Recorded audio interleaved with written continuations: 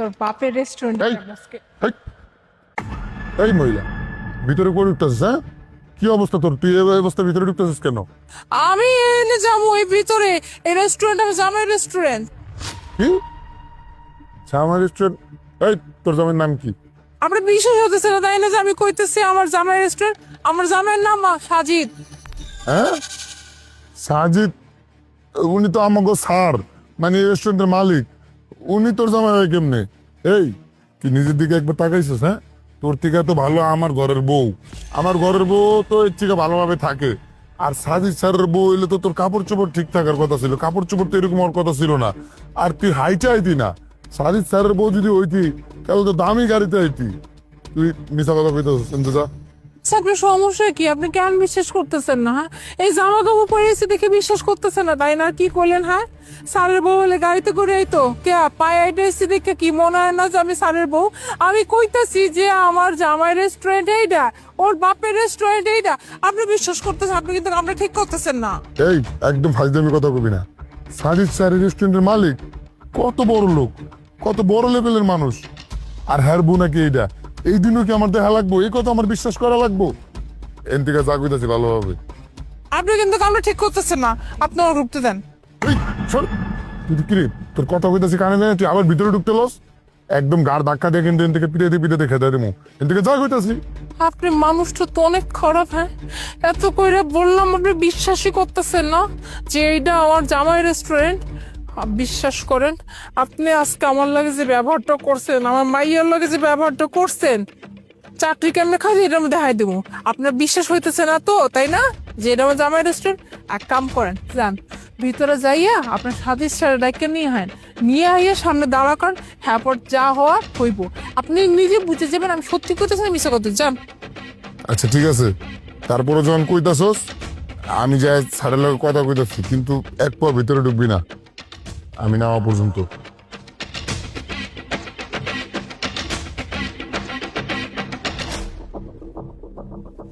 Sir, এই যে sir, এই যে গ্রামের খ্যাত এই মহিলা কইতাছে এই নাকি আপনার ওয়াইফ। এই চুপ করো। ও সত্যি সত্যি আমার ওয়াইফ, মানে তোমার ম্যাডাম। স্যার আমার ভুল হয়ে গেছে স্যার, আমি আসলে চিনতে পারি নাই ম্যাডামের এই অবস্থা, যে ম্যাডাম এখানে আইবো আমি তো জানতাম না, আমি চিনতে পারিনি, আমার ভুল হয়ে গেছে স্যার, মাফ করে দেন। তুমি জানো আমি এর কতক্ষণ আইছি? আমি এত করে বললাম যে আমার ভিতরে যাইতে দে, এটা আমার জামাই রেস্টুরেন্ট, কিন্তু হ্যাঁ বিশ্বাসই করে নাই। আমার দুইবার ধাক্কা দিছে, তোমার মাইয়ের পর্যন্ত অপমান করছে। আমি কত করে কইলাম যে আমি মিথ্যা কথা কইতেছি না, হাসা কথা কইতেছি, কিন্তু তোমার দারোয়ান শুনতেই চাইলো না। আমার এনে কতক্ষণ যাবে দাঁড়া করে অপমান করছে। কি ব্যাপার আনিস, আমি এগুলো কি শুনতেছি? তুমি আমার ওয়াইফকে অপমান করে কথা বলেছো কেন? বুঝতে পেরেছি, ওর জামা কাপড় এরকম এই জন্য তো। শোনো আনিস, তোমাকে একটা কথা বলি, প্রত্যেকটা সফল পুরুষের পেছনে না দুইজন নারীর হাত থাকে। একজন হচ্ছে মা, আর একজন হচ্ছে ওয়াইফ। আজকে আমার এই সফলতার পেছনে হাত কার জানো? শুধুমাত্র আমার ওয়াইফের। কারণ ও আর 5-10টা মেয়েদের মতো না, ও কখনো আমার কাছে কোনো আবদার করতো না। ওকে আমি যেভাবে রাখতাম ও সেভাবেই থাকতো। আর তুমি কিনা ওর সঙ্গে খারাপ ব্যবহার করেছো। হ্যাঁ, রেস্টুরেন্টটা আমার রেস্টুরেন্টে কেউ যদি দেখা করতে এসেও থাকে, তোমার উচিত ছিল আমাকে ফোন করা। তুমি আমাকে ফোন না দিয়ে ওর সঙ্গে খারাপ ব্যবহার করেছো কেন? তুমি এক কাজ করো ভাই, তোমাকে এখানে চাকরি করতে হবে না। যাও, তোমাকে চাকরি থেকে বিদায় করে দিলাম।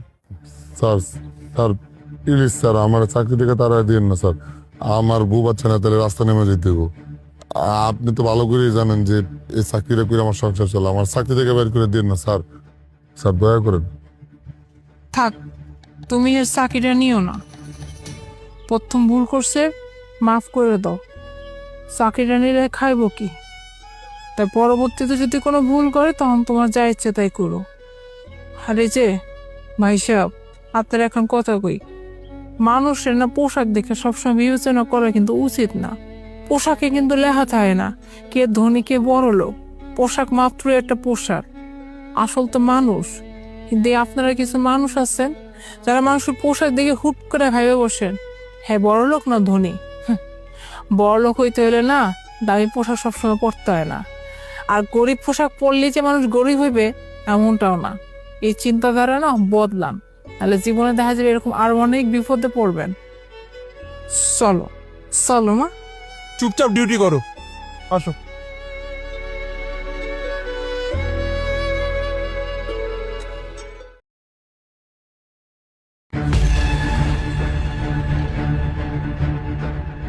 এক্সকিউজ মি ভাইয়া, আপনি একটু উঠবেন, আমি বসবো।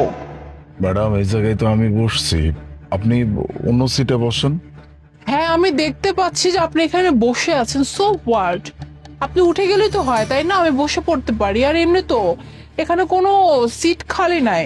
আর একটা মেয়ে মানুষ এবার দাঁড়িয়ে আছে, আপনার তো উচিত ছিল আমি আসা মাত্র আপনার উঠে যাওয়া, তাই না? সেখানে আমি আপনাকে বললাম আর আপনি ডিরেক্টলি আমাকে মুখের উপর না করে দিলেন। ম্যাডাম বুঝতে পারছি আপনি মেয়ে মানুষ, কিন্তু এই সিটে তো আমি বসে পড়ছি। আপনি এক কাজ করেন, পিছনে তো সিট ফাঁকা আছে, আপনি ওখানে বসে পড়েন। আরে আজব তো ভাই, হ্যাঁ? আপনার কি কোনো শিক্ষা দীক্ষা নাই? ফ্যামিলি থেকে কোনো শিক্ষা দেয় না নাকি? আপনি জানেন না, হ্যাঁ? বাসে যদি কোনো মেয়ে মানুষ আসে, সাথে সাথে সব ছেলেরা দাঁড়াই যায়, আর আপনি কিনা বসেই পড়ছেন। কি সুপার গুলো লাগানো নাকি, জুটতে পারতেছেন না, আবার বলতেছেন পিছনে গিয়ে বসতে। আমি তো পিছনে বসবো না। আপনি চাইলে তো সিটটা খালি করে দিতে পারেন, আপনি চাইলে পিছে গিয়ে বসতে পারেন, কিন্তু না, আপনি উঠতে চাচ্ছেন না। কারণটা কি, হ্যাঁ? আমি মানে বুঝলাম না। মানে একটা মেয়ে এসে দাঁড়িয়ে আছে, নন স্টপ বলতেছে, তার কোনো গ্রাহ্যই নাই। সে আরো মুখের উপর বলতেছে আমি এখানে উঠতে পারবো না, আপনি অন্য কোথাও গিয়ে বসুন। ছি, তো বেয়াদব একটা ছেলে। ম্যাডাম দেখেন, আমি এই সিটটা ছাড়তে পারবো না, আমি তো বসে পড়ছি, আপনি অন্য কোনো সিটে বসে পড়েন। এই যে মিস্টার, আমি বুঝতে পারছি আপনার সত্যিকার অর্থে কোনো ম্যানার্স নাই, ঠিক আছে? যদি ম্যানার্স থাকতো, এই যে এতক্ষণ একটা মেয়ে আপনাকে এভাবে বলছে, আপনার কিন্তু উঠে যাওয়া উচিত ছিল, বাট না, আপনি উঠতেছেন না, বসেই আছেন। মানে বুঝলাম না কিরকম ছেলে রে বাবা, ছি, কত বড় বেয়াদব, নির্লজ্জ। তোর সিট লাগবে না, তোর সিটে তুই বসে থাক, ফালতু।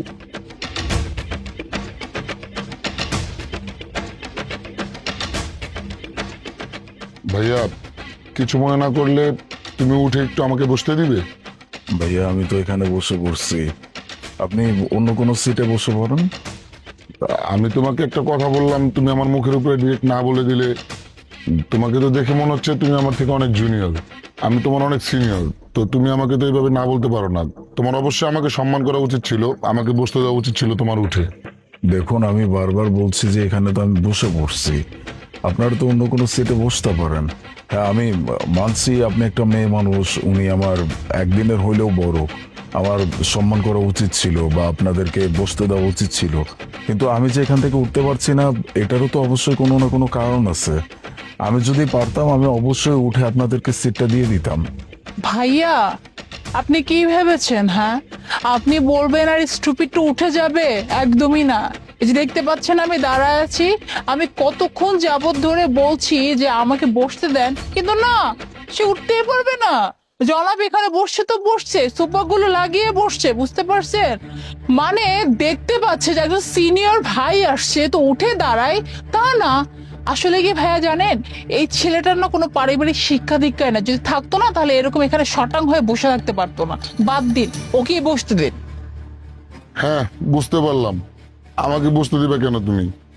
একজন মেয়ে মানুষকে তুমি বসতে দাওনি, আর আমাকে কি বসতে দিবে? ঠিক আছে, তোমার উঠা লাগবে না, তুমি বসে থাকো তোমার সিটে। ভাইয়া, আমাকে কি একটু বসতে দেওয়া যায়? আসলে অন্য কোনো সিট তো খালি নেই, একটু যদি বসতে দিতেন খুব ভালো হতো। এই যে আপু, কি ভেবেছেন, হ্যাঁ? আপনাকে এই থার্ড ক্লাস ছেলেটা বসতে দিবে? কখনোই না। এই যে দেখতে পাচ্ছেন আমি দাঁড়ায় আছি, আমি এসে বলছি তবু স্টুপিডটা উঠে নেয়। তারপরে এই যে বড় ভাই আসছে, সে বলছে তবুও উঠে নেয়। আর আপনি একজন প্রেগনেন্ট মহিলা, তবুও দেখেন কত বড় স্টুপিড বসে আছে। এগুলো হচ্ছে ম্যানারলেস, বুঝতে পারছেন? এদের পারিবারিক শিক্ষা দীক্ষা কিচ্ছু নাই, কোত্থেকে যে উঠে আসছে আল্লাহ জানে। কষ্ট করে একটু দাঁড়িয়ে থাকেন। এই ছেলেই, এখন তো অ্যাটলিস্ট ওইটা ওনাকে তো সিট দেওয়া উচিত। উনি একজন প্রেগনেন্ট মহিলা, আর তুই সুস্থ সবল লোক এখানে বসে আছিস, ওর সিট থেকে। আপু আপনি এই সিটটাতে বসেন, আমার থেকে আপনার বসাটা বেশি জরুরি।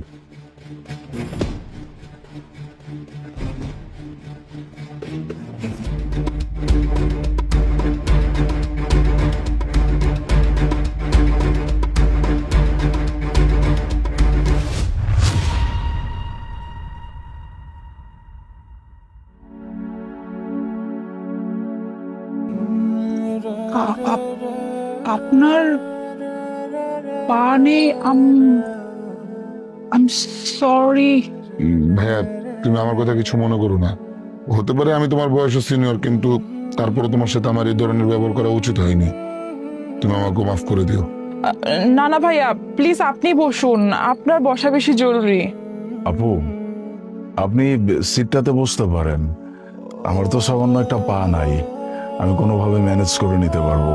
কিন্তু আপনি তো অন্তঃসত্ত্বা, আপনার পেটে আপনার সন্তান, যে কিনা এখনো পৃথিবীর আলো দেখে নাই। আপনার সন্তানের জন্য হলো আপনার এখানে বসা দরকার। ম্যাডাম, আমি বেয়াদব না, আমি মানুষকে সম্মান করতে জানি। আমার পরিবার আমাকে সেই শিক্ষা দিছে। ইভেন আমি নিজেও একজন এডুকেটেড পার্সন। আমি আপনাদেরকে সামান্য একটা কথাই বোঝানোর চেষ্টা করছিলাম যে যে আমি তো সিটটাতে বসে পড়ছি, আপনারা চাইলে অন্য কোনো সিটে বসতে পারেন। এমন না যে ম্যাডাম বাসের অন্য কোনো সিট ফাঁকা ছিল না, পিছনের সিট কিন্তু ফাঁকা ছিল, আপনি চাইলে বসতে পারতেন। আমি আমার এই অবস্থার কথা আসলে বলতে চাচ্ছিলাম না, এই জন্য আপনাদেরকে বুঝিয়ে বলছিলাম যে আমি এখান থেকে উঠতে পারবো না, আপনারা অন্য কোনো সিটে বসেন। আমি আপনাদেরকে কোনোভাবে অসম্মান করছিলাম না। আমি কিন্তু আপনাদের সাথে বেয়াদবি করেও কোনো কথা বলি নাই, সম্মান দিয়েই কথা বলছিলাম। ভাইয়া, আপনাকেও তো আমি কোনো অসম্মান করে নাই, আপনাকেও তো আমি সুন্দরভাবেই বলছি যে আমি তো এখানে বসে পড়ছি, আপনি অন্য সিটে বসেন। কিন্তু আপনারা তো ব্যাপারটা অন্যভাবেই নিয়ে নিলেন, আমাকে যা ইচ্ছা তাই বললেন, আমাকে অপমান করলেন, আমার পরিবার নিয়ে কথা বললেন, আমার শিক্ষা নিয়ে কথা বললেন। ম্যাডাম, একটা মানুষকে কিছু বলার আগে অন্তত সেই মানুষটার পরিস্থিতি, অবস্থা, এসব কিছু দেখা উচিত আমি মনে করি। যাই হোক, ইটস ওকে। আপু, আপনি বসে পড়েন, সমস্যা নাই, আসেন।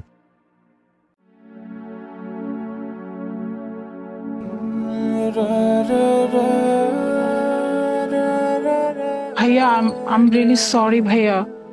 আসলে আমি বুঝতে পারিনি যে আপনি একজন পঙ্গু, মানে আপনার একটা পা নাই। আর আমি আপনাকে কত কি বলে ফেলছি, শুধু আমি না, এখানে সবাই আপনাকে কত কি বলে ফেলছে। এটা আমার জন্য আসলে আমি সবাইকে অনেক উস্কানি দিয়েছি। প্লিজ, যদি পসিবল হয়, আমি হাত জোর করে আপনার কাছে ক্ষমা চাচ্ছি, আমাকে প্লিজ মাফ করে দিয়েন। না না, সরি বলতে হবে না, ইটস ওকে। আপনারা তো আর জানেন না যে আমার পা নাই, এই জন্যই বললাম আর কি। কোনো মানুষকে কোনো কথা বলার আগে অ্যাটলিস্ট একটাবার ভেবে দেখা উচিত, বা তাকে যাচাই করা উচিত যে তার অবস্থা কি বা তার পরিস্থিতি কি। It's okay.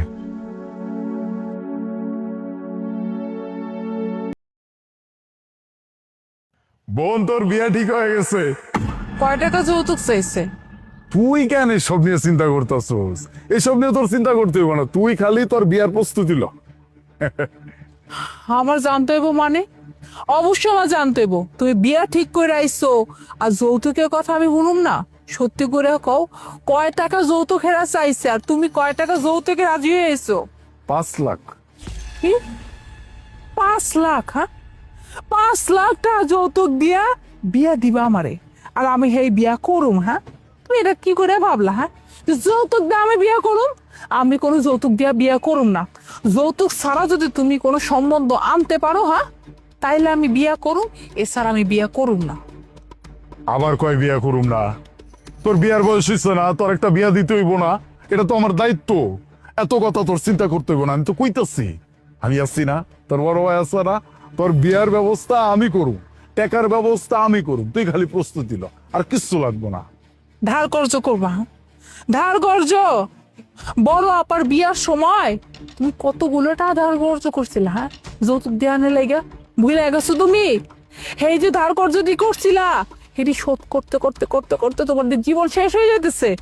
আবার তুমি এখন কইতেছো তুমি আমার লেগে ধার কর্জ করবা? হ্যাঁ, যৌতুক দেওয়ার লেগা? কেন, যৌতুক ছাড়া কি বিয়ে হয় না? এটা কেমন ধরনের নিয়ম যে বিয়া করতে হইলে, বিয়া বইতে হইলে যৌতুক দিয়ে কি বিয়ে করা লাগবো? হ্যাঁ, যৌতুক ছাড়া কি বিয়ে হইতে পারে না?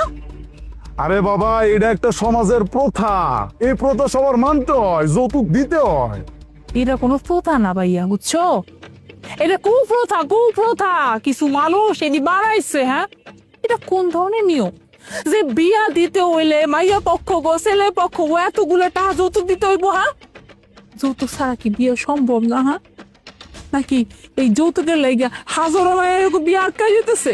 শুনো, আমি তোমার সাফ সারা একটা কথা বলতেছি, যৌতুক দিয়ে আমি কোনো বিয়ে করতে পারুম না। আমার কাছে দাও বিয়া। আমার কাছে বিয়া দিলে আমি কোনো যৌতুক নিব না, যৌতুক ছাড়াই বিয়া করবো তোমার বোনের। এই যে ভাই, আপনি এত কথা কইতেছেন কি লাগে? হ্যাঁ, চা খাইতেছেন, চা খান না। ভাই বোনের মাঝখানে নাক গলাতেছেন কি লাগে? হ্যাঁ, আর আপনি কি কইলেন আপনারা বিয়া করুন? আমি যদি সারা জীবন কুমারী খাই তবু তো আপনার মতো পোলার আমি বিয়া করুম না। এত চটং চটং কথা কে তো লাভ নাই।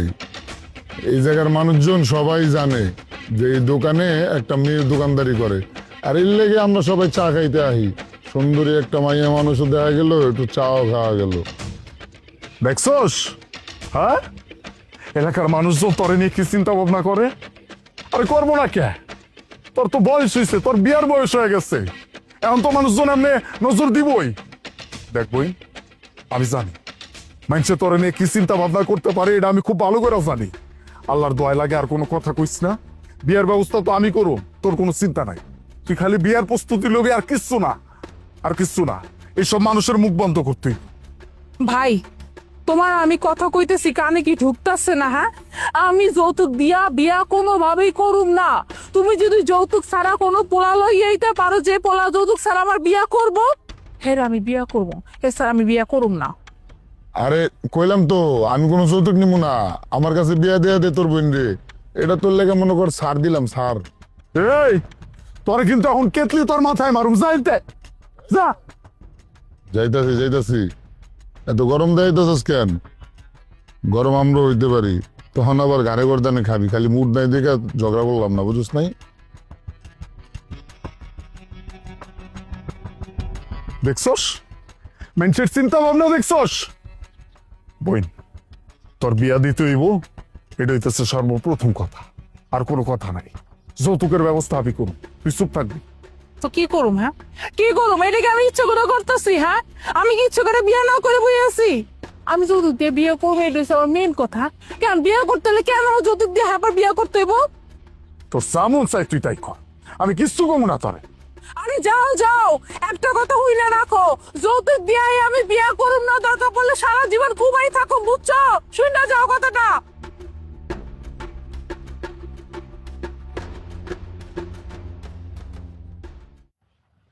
এখানে আলিফ সাহেব কে আছে? জি আমি। এই যে এগুলো নিন, ধরুন। এর মধ্যে কি আছে ম্যাডাম? এটা কি? আপনার চাচা মানে শাহাদাত আঙ্কেল আপনার বোনের বিয়ের জন্য এই উপহারটা পাঠিয়েছে। বিয়ার উপহার? শাহাদত চাচা এর মধ্যে কি দিছেন? দেখুন, এটার ভিতরে কি আছে এটা তো আমি জানি না। শাহাদাত আঙ্কেল আমাকে এটা দিয়ে বলেছে আপনাদের হাতে যেন এটা পৌঁছে দেই, এজন্য আমি এটা নিজ দায়িত্বে আপনাদেরকে দিতে আসলাম। ভাইয়া, শাহাদত চাচা টাকা পড়েছে, কিন্তু হ্যাঁ তো সয়ে দেয় না। আমিও তো তাই ভাবতেছি, উনি তোর বিয়ার উপহার দিব, আমি তো বিয়ার কথাও জানাই নাই। আর এর মধ্যে কি আছে আমি তো তা বুঝতে পারতেছি না। ভাইয়া, কাম করো না, একটু খুলে দাও না। একেই তো অচেনা মানুষ, একটু ধরাই দিয়ে গেছে, পরে যদি উল্টা পাল্টা কিছু হয় তখন।